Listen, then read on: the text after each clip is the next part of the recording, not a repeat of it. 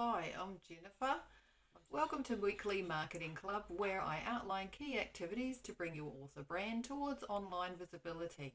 So, have you ever wondered why some best-selling authors skyrocket to success while others with quite good books struggle to sell? Well, you'll learn some of the secrets behind those best-selling sales blurbs and angles, and more subtly in their all-encompassing author brand, which is magnetic. So, discovering how, to cultivate an unforgettable author brand will actually boost your book sales in turn and also attract those casual readers, that may be zipping away and we want to turn them into loyal fans on our email list. So, let's talk about the link between brand and book sales. So, why do those authors starting out struggle to connect with the right readers?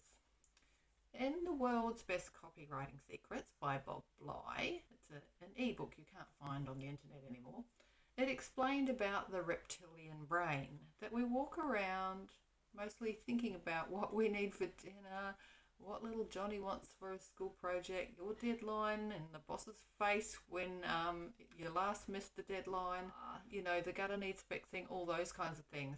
So any sales copy you write, including book sales copy, must be short, crystal clear, and hard hitting. That's what makes a good book blurb, but it's also got to be aligned, obviously, to what you're talking about. Now, the hidden X factor that top selling authors possess that goes beyond their writing. Let's talk about that.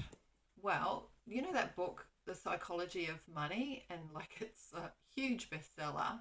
And there's another one here, The Barefoot Investor, sold about 3 million copies. We're going to look at how they have a different way of using language than someone like the author who wrote Money Magic and How to Dismantle a Financial Bomb, which I found on the Book Grocer. Like The Psychology of Money, it talked in our everyday language about how we're tripped up by our own brain and how we can save and understand money, something that's dear to me, and I wrote about similar principles and creative ways with money. So I really align with this idea of, teaching people in simple, everyday, plain language. There's even a plain language association online you can join, which is crazy. And whereas the book Money Magic book by a quantum economist, whatever that is, says about history and uses very generic words in the blurb about what happens in a turbulent economy, but it doesn't tie it back to our own goals and or our own emotions about that. It doesn't appeal to the human's reptilian brain or tune into what's in it for me with them.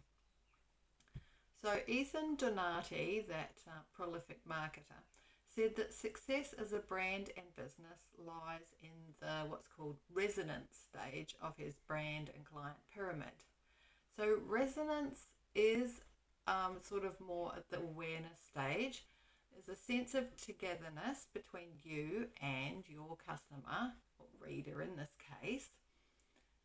So you need to align your personal values with their values, and also make some taglines and different messages that go along with that. So defining your unique author DNA, as we might like to put it. So what truly drives your work that sets you apart from everyone else, and why readers should care? And the reason we use our values as well as our experiences is because that's authentic to us. It's unique, but it's also connecting to others through the values. So that's what I mean. So a subset of your larger market in, say, memoir or other genres like self-help, well, that's huge, and then your sub-genres will likely identify with those values and even agree with some controversial stance that you might like to take. So it's good to get people tuning into the idea. And the risk really is more about being bland, not in standing out. So yeah, you don't want to be bland because that's the death knell. So this neuroscience approach demands that you tailor your message to those who will love your work the most. Consistent branding and ironic, witty, or frank language directly correlates with greater sales, they say. Gorgeous covers correspond with higher sales figures too. Um, Jamie Lee Curran, was it, put out a book that had a beautiful cover. It was all different colours. But why is this? Shouldn't we just decide to buy a book and because it contains great value for us and we want to know about it? Well, decision making is often irrational and emotional. We often don't know why we make certain decisions in the moment. Instead, we actually backwards rationalize the decision. That's funny, huh? And so experts talk about brand essence and that sort of thing. But it's really about knowing your market's inner needs. So this helps you make your reader persona into something, a memorable kind of person, and your author brand into a memorable statement that corresponds with your reader persona. So let's think about it from the perspective of them trying to learn from someone who just knows something more than they do and can put across those learnings simply and easily. So start creating content. Michael Hyatt said back in 2014, I think it was, that his blog was the actual catalyst for selling his books. So at first in 2004, it only got 1,000 readers per month, and in 2008 he had a tipping point where it was 20,000, and then he got amazing numbers of readers of his blog. Like I think it was 300,000 or something at one point.